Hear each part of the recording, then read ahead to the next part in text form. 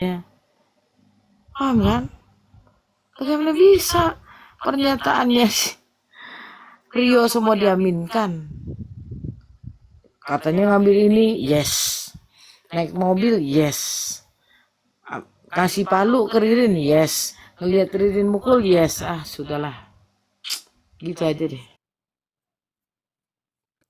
Nah, untuk langkah hukum yang efektif itu Kasil, ini kan ini menuju ke memori banding ya, gitu.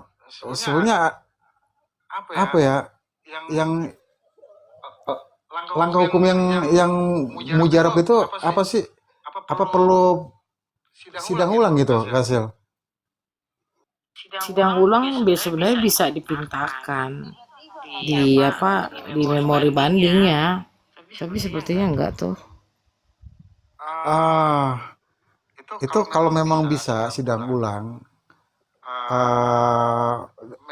memori banding kan artinya sudah di ini ya Kasil ya, sudah dikirim ya memori bandingnya. Katanya udah ya. Oh, saya belum tahu informasinya. Sayang sekali ya kalau memang tidak ada Kalau mau permintaan sidang sidang ulang ulang. kan dicantumkan di memori banding bahwa kami terdakwa dan penasihat hukumnya memohonkan sidang ulang dengan memanggil misalnya dari 15 saksi 5 orang saksi, terus ahli tambahan ahli dari kita sendiri, ya mungkin bukti-bukti baru kan. Kalau sidang ulang begitu, tapi kayaknya nggak ada tuh sidang ulang, kayaknya nggak tahu juga. Ini sidang ulang enak sih sebetulnya. Karena gini, ya kan pada saat mau banding ini justru diskusi kita itu makin hot gitu kan. Banyak banyak sekali temuan-temuan terkait dengan kejanggalan-kejanggalan. Nah, ini kan momentum sebetulnya kalau memang ada sidang ulang. Kita cecer aja, bombardir aja tuh pihak-pihak oknumnya. Kayaknya nggak dimintakan, kan harus dimintakan sidang ulang, masukkan ke dalam memori banding. Aduh, sayang banget ya. Sayang pacarin bro. Iya, ya habis gimana cinta bertepuk sebelah tangan, Cai. ya kan? Nah, terus kira-kira kalau menurut Kasil, dibanding nanti ini akan seperti apa nih Kasil nih? Ya udah Pesimis kah? dokumen aja, dokumen bentuknya. Hakim kan jaksa juga banding. Biasa Ah, jaksa banding untuk mempertahankan hukuman matinya itu. Nah, jangan lupa di memori banding itu harus dicantumkan juga sesuai putusan di PN hukuman mati tapi percobaannya 10 tahun itu harus dicantumkan. Jangan sampai enggak tuh, kalau enggak udahlah habis perkara sudah. apa tuh artinya tuh? Kalau nggak dicantumkan artinya Ya langsung eksekusi dieksekusi. langsung lah kalau nggak Masya dikasasikan. Allah. Harus jangan lupa itu dicantumkan. Dimintakan lagi Ya tapi kan masih ada upaya PK Kasil. kasasi dulu. Kasasi ya? Iya, Iya kasasi. paham. Tapi kan sebaiknya kita ingatkan gitu loh. Paham kan? Hmm. Ya Supaya kembali lagi Kasil, terkait informasi yang disampaikan sama sama Bung Pahmi ya kan, yang dia ya ya sudah disampaikan dari Bareskrim gitu kan, terkait dengan banyaknya berkas yang tidak disampaikan, disimpan, kemudian banyak sekali kejanggalan-kejanggalan. Ini kan artinya mereka ini dari Bareskrim udah tahu nih, gitu kan, bahwa ini kelakuan di sidang ini seperti ini. Nah, lantas kenapa sih gitu?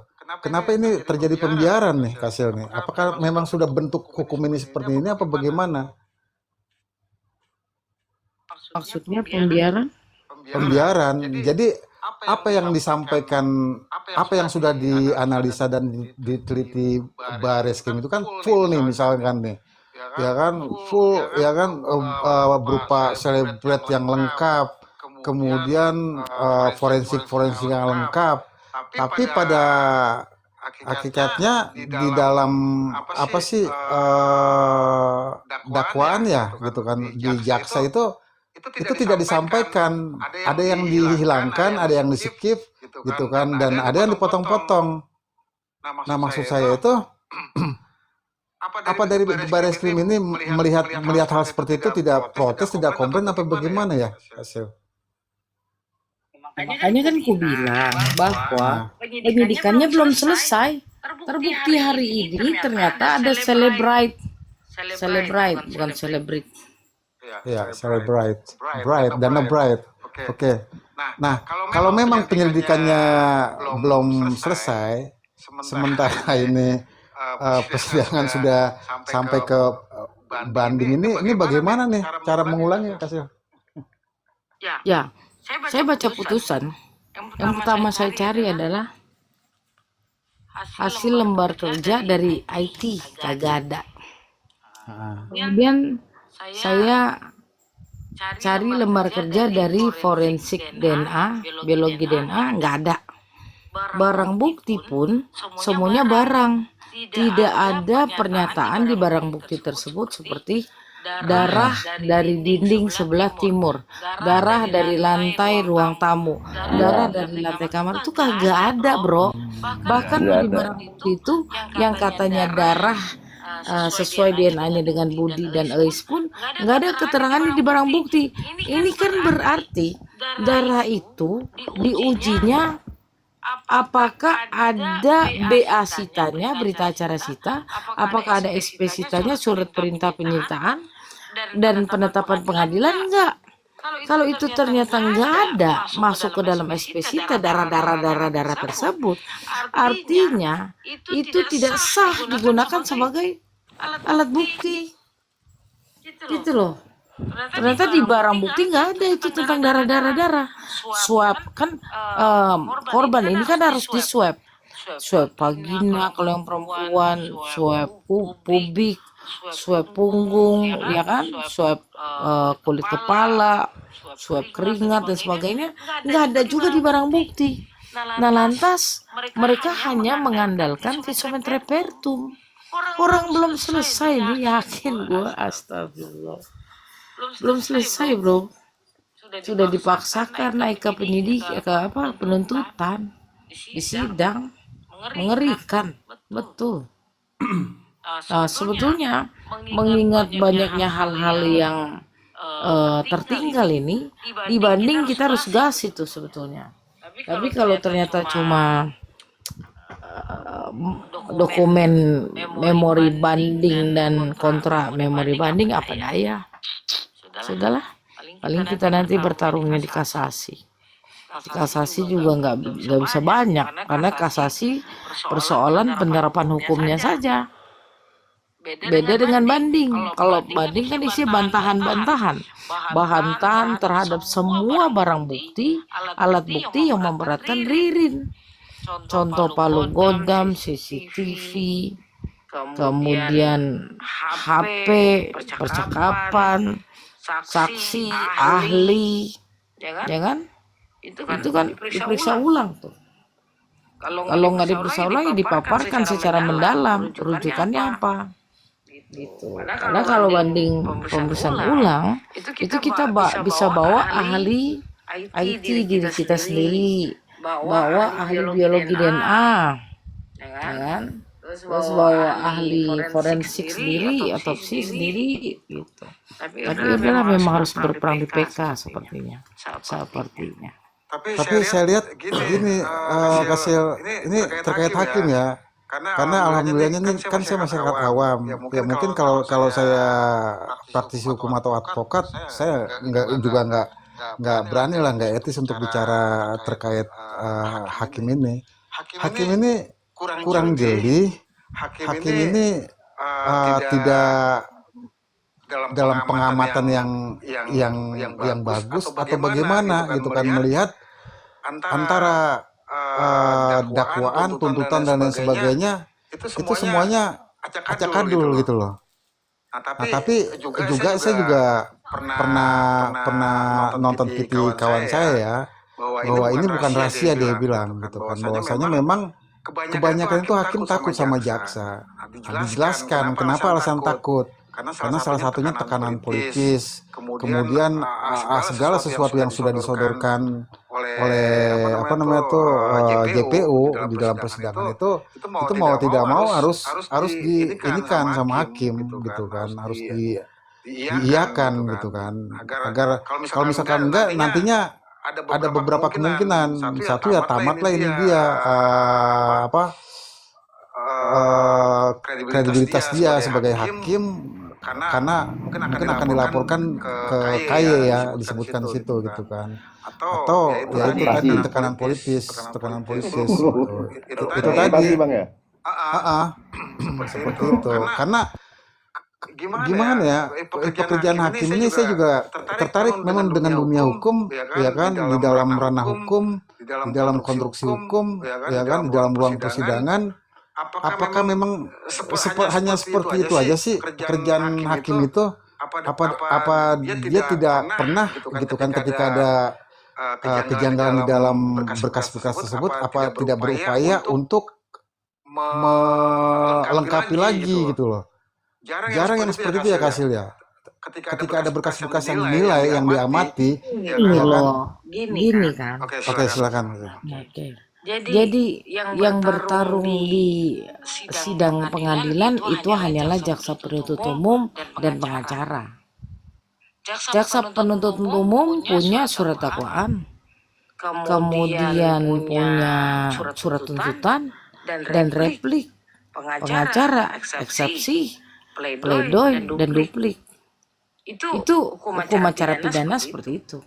Kalau bicara kurang-kurang, karena ini sudah tahapannya tahap 1 kan P21, tahap kedua penyerahan tersangkanya dan semua dokumen-dokumen BAP, list barang bukti dan barang buktinya, perpindahan kewenangan dari penyidik kepada jaksa penuntut umum. Dan ketika jaksa penuntut umum mendaftarkannya ke pengadilan, ya hakim bawa nerima doang, tinggal bertarungnya kita. Udah tahu beban pembuktian ada kepada jaksa penuntut umum kan. Tidak ada ceritanya di Indonesia terdakwa dibebankan pembuktian, tidak ada. Tugas kita nih pengacara bantah. Contoh Palu, ditanyakan dong, diambilnya itu secara sah atau melawan hukum, kan gitu. Sahnya seperti apa? Sahnya kalau atas dasar penunjukan si Prio. Sementara tidak ada satupun yang mengamini selain Prio bahwa itu miliknya Prio.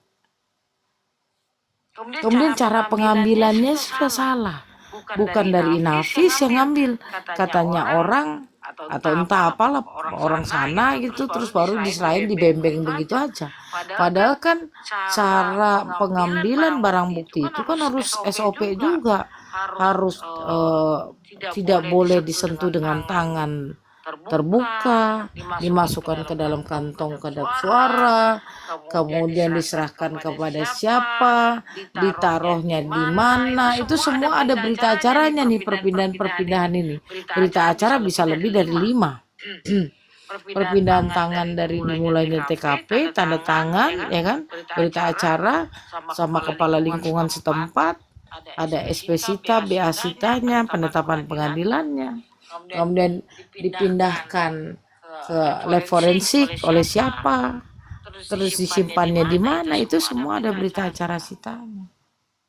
Apalagi barang bukti yang baru-baru tiba-tiba nongol di tengah persidangan. Memang pasal 235 ayat 1 di huruf H, segala sesuatu yang bisa dijadikan alat pembuktian. Ya, ini salah satunya palu godam. Tapi jangan lupakan perintah KUHP harus otentik, terus cara memperolehnya, terus harus dibawa ke lab kriminalistik forensik. Apakah 3 ini sudah dilakukan atau tidak? Ini materialnya. Kalau formilnya harus ada surat perintah penyitaan, ada berita acara sita, penetapan pengadilan. Itu formilnya. Sudah dilaksanakan atau tidak?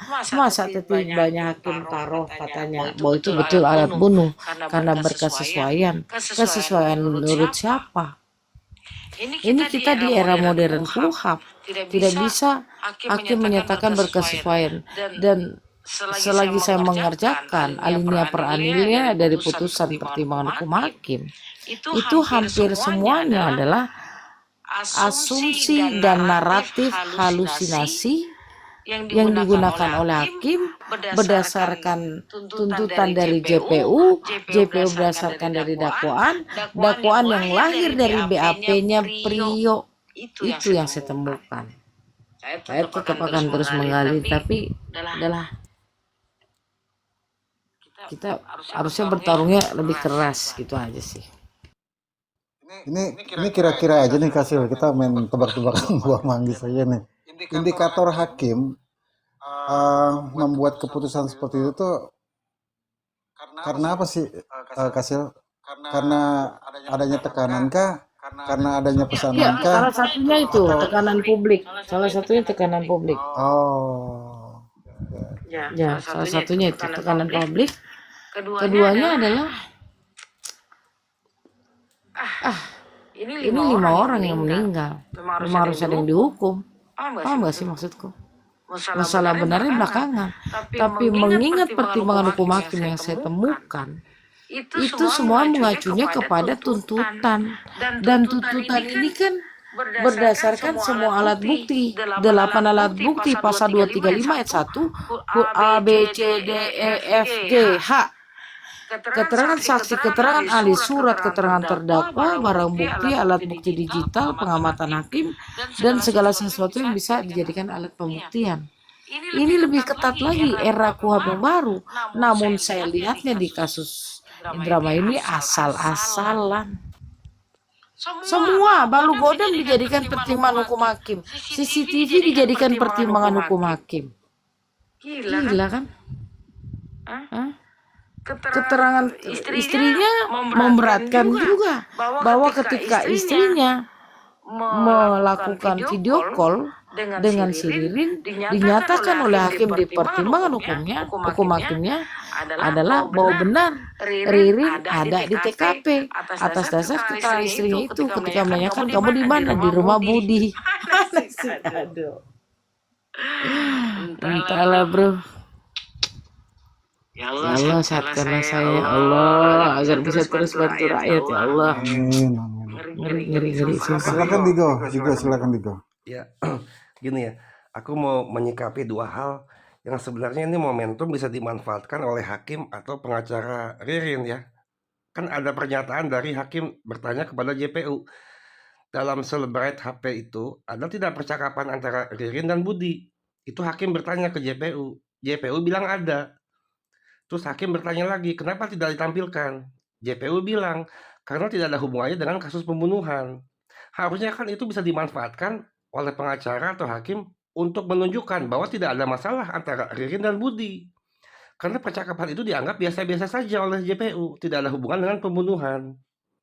Kemudian kedua, yang saya sayangkan ya, kenapa Pak Tony tidak meminta CCTV 0501 itu untuk diuji lab 4 juga, untuk menguatkan apakah itu sosok Prio atau Joko yang terekam itu. Karena awalnya kan dikatakan Joko, tapi kan CCTV itu tidak diuji lab, sehingga kita nggak yakin itu siapa. Yang diuji lab kan hanya CCTV tanggal 30, yang 0246, yang pengangkutan itu.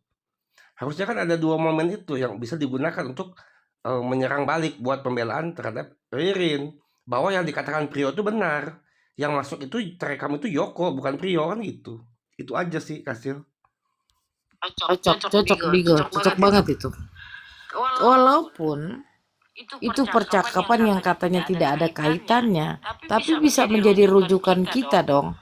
Dengan begitu kita bisa membongkar benar nggak ada percakapan, benar nggak diselebrate, kan nggak pernah dihadirkan, ditampilkan, tapi ternyata masuk ke dalam pertimbangan hukum hakim di halaman 303 Bigo. Dia sama si Eva juga, Budi juga ada percakapan itu dituangkan. Betul. Tapi Pokoknya kamu amati di halaman 300, 301, 302, 303 sama 304 itu semuanya tuh mengerikan. Karena ada 340 halaman. oh iya betul. Coba ya 300 sampai 304 itu kamu baca, ketawa ngakak. Semua percakapan itu ada di situ. Ya bahkan ada pertimbangan hakim yang katanya keterangan Prio itu udah dicabut, nggak benar, tapi dipakai oleh hakim dalam memvonis Ririn. Katakan aneh juga. Iya, semua kok pernyataan Prio dipakai itu.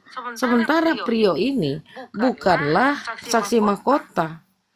Dia hanyalah seorang terdakwa yang dijadikan saksi bagi terdakwa lainnya, tapi bukan justice kolaborator. Ketika seorang terdakwa dijadikan saksi terdakwa lainnya ketika disidang, kan harus disumpah. Wajib disumpah. Nggak disumpah kan? Enggak. Berarti kalau nggak disumpah keterangannya nol, nihil harusnya, void, nol, void, nihil. Iya. Tapi ini dipakai semua. Inilah yang menjadi acuan banding dibantah, enak bantainya ini, gitu loh maksudku. Betul. Terus ini kasih Sam naik, weh. aku mau tanya ya. Kan waktu mereka ditangkap, kemudian ada lidik, sidik, mereka kan sudah ditanya, diinterogasi. Nah, keempat nama ini kan muncul pada saat itu setelah ditangkap. Pak Tony kan belum masuk, itu beberapa bulan kemudian. Tapi polisi menyatakan fiktif, termasuk pengacara korban kan gitu. Itu nggak ada nama-nama itu fiktif. Padahal belum pernah ditetapkan sebagai DPO dulu. Kan minimal harusnya dicari dulu. Tapi penyidik kan nggak mau cari itu. Iya, Sehingga nggak sampai ke itulah persidangan. kelalaian besar dari penyidik. Ya, padahal di Perkaba pasal 14 kalau saya nggak salah, penyidik jangan hanya mencari alat bukti yang memberatkan si calon tersangka, tapi penyidik juga harus mencari hal-hal yang tidak memberatkan. Contohnya di kasus Subang, Abi bilang malam itu saya main game, habis main game saya tidur. Nah, pernyataan Abi ini tidak dicari.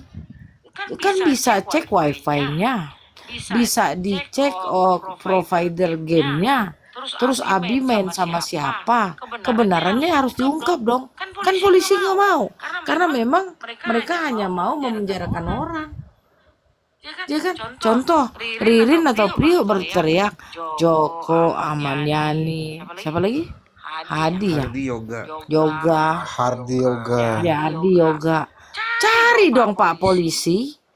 Nggak mungkin seseorang berteriak sampai di persidangan pun Ririn terpincang-pincang masih teriak. Harusnya dicari. Bener nggak?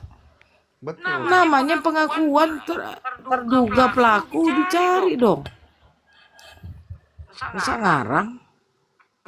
Nah inilah yang harus dibantai waktu banding. Tapi kalau ternyata banding lewat nanti, ya kita mau nggak mau berperangnya di PK. Kacil.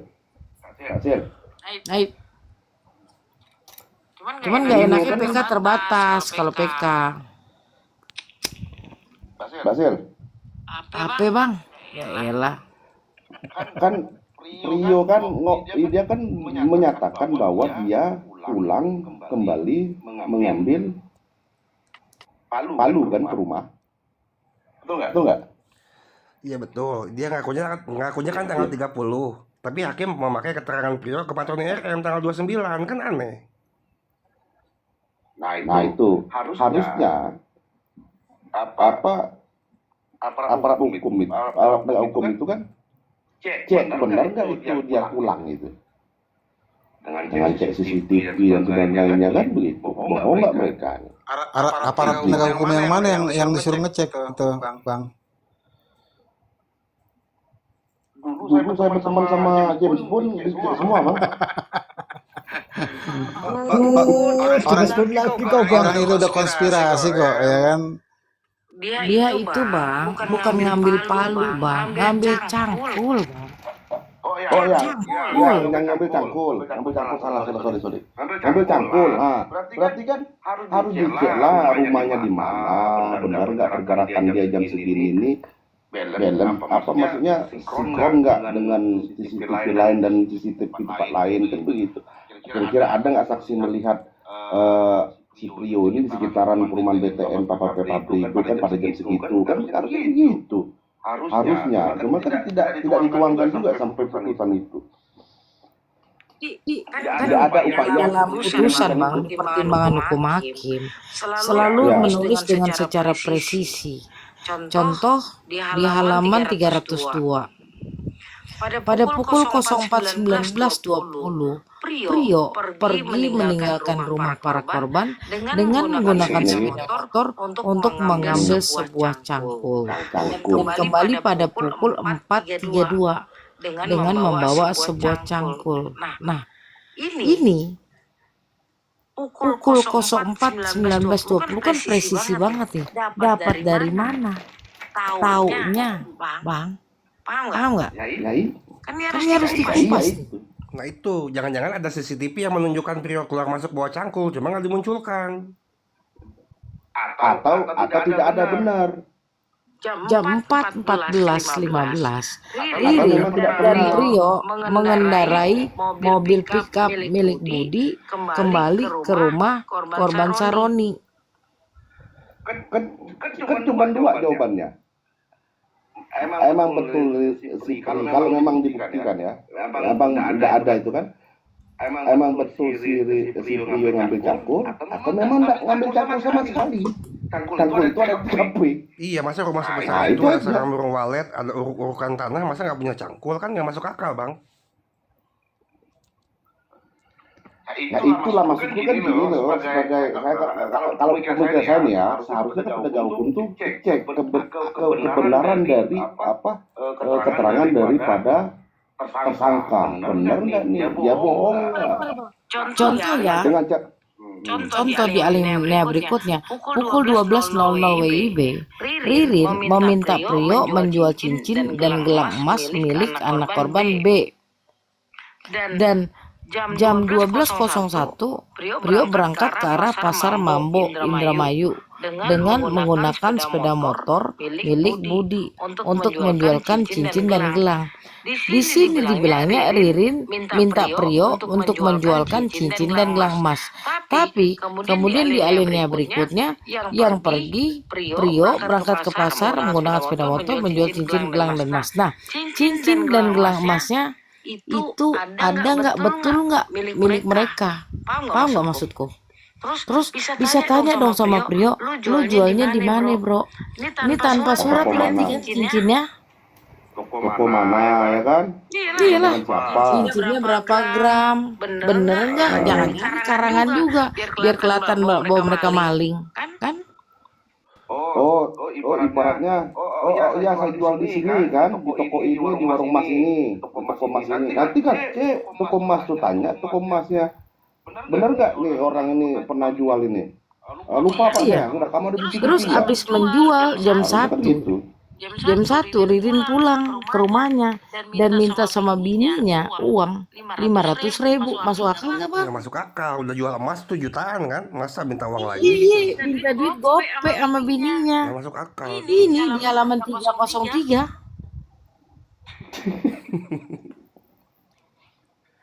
Maka kan pertanyaan Susut, saya Bang. itu kan Susut nih. Kalau eksepsi kemarin nih menang nih, Bang. Sumpah ngaco isi dakwaannya tuh. maka kan terjawab sudah kan kenapa barang bukti pada saat dakwaan itu cuman satu CCTV yang ada, yang lain kan nyusul di tengah-tengah. Satu koman kok cuma satu yang diajukan sebagai barang bukti dari P21 itu saja. Seluas Oke, Bang, baterainya udah mau mokat. Udah gitu rokok saya udah habis. Saya pamit dulu ya. Nanti siang atau sore kita lanjutin lagi ya. Mohon maaf, mohon izin. Sehat-sehat semua kita ya.